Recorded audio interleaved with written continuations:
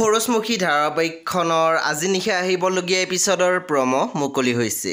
আজিৰ প্ৰমৰ প্ৰথম ভাগত আমি দেখিবলৈ পাইছোঁ পুৱতিয়ে কৈ আছিল, যি দেখিছা নিজৰ মাজতে ৰাখিবা, যদি কাৰোবাক কোৱা নহয় চাবা, মোতকৈ বেয়া আৰু কোনো নহ'ব।